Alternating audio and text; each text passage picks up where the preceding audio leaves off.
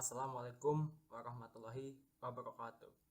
Perkenalkan, kami dari kelompok 1A Teknik Penyediaan Air Bersih yang beranggotakan 1. Anissa Indah Puspita, 2. Revi Fauziah Andini, 3. Krisna Rizza Maulana atau saya sendiri, 4. Alka Alvindra, 5. Muhammad Azril Aditya Putra. Nah, kelompok kami akan membahas proses oksidasi biologi menggunakan kolam oksidasi. Nah, latar belakang. Oksidasi biologi merupakan reaksi pelepasan elektron atau ion hidrogen dari suatu zat biologi atau substrat yang diolah dalam tubuh oleh oksigen. Reaksi ini akan menghasilkan senyawa lain, yaitu karbon dioksida, air, dan energi ATP.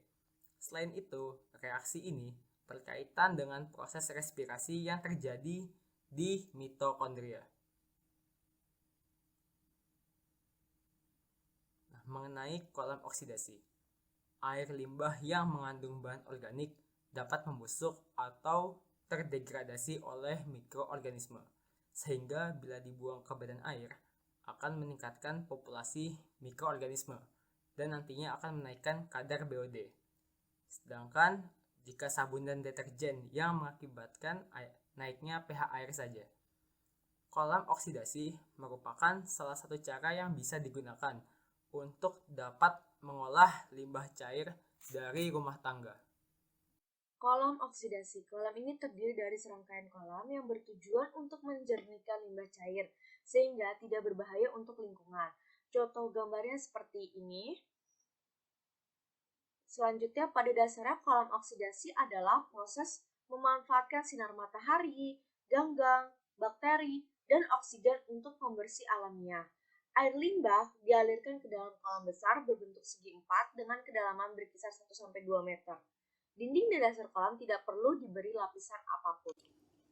Skema kolam oksidasi. Yang pertama, ada limbah cair rumah tangga.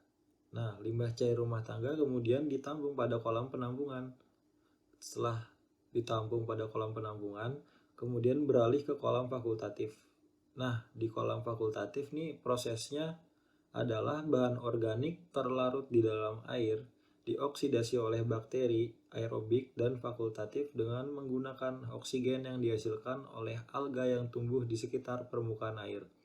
Setelah itu beralih ke kolam pematangan. Kolam pematangan sendiri adalah kolam yang digunakan untuk mengatasi terjadinya aktivitas dari proses biologis yang merugikan.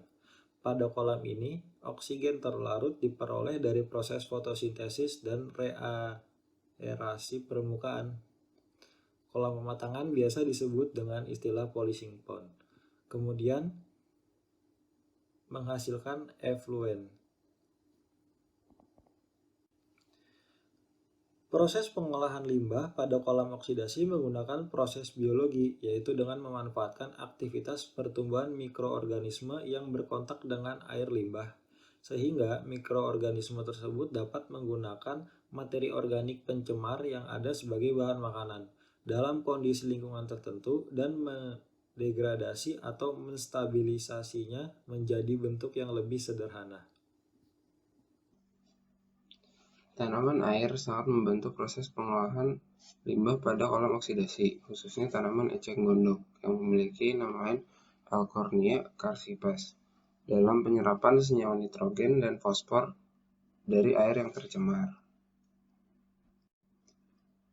Keunggulan teknologi kolam oksidasi dalam pengolahan limbah cair yaitu konstruksinya yang cukup sederhana, mudah dirancang, dan diubah jika diperlukan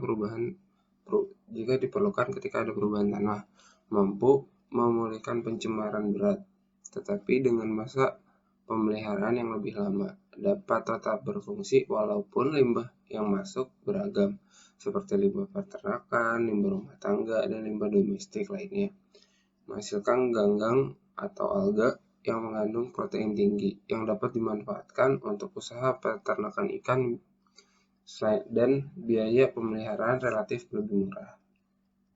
Kesimpulannya, kolom oksidasi merupakan salah satu cara yang dapat digunakan untuk mengelola limbah cair yang berasal dari limbah rumah tangga, karena konstruksinya yang sederhana, mudah dirancang, dan juga efisien.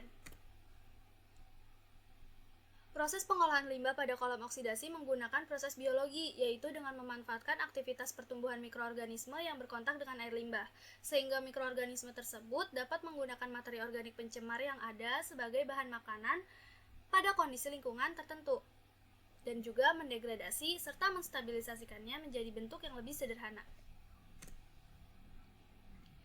Sekian presentasi dari kelompok kami, kurang lebihnya mohon maaf. Wassalamualaikum warahmatullahi wabarakatuh.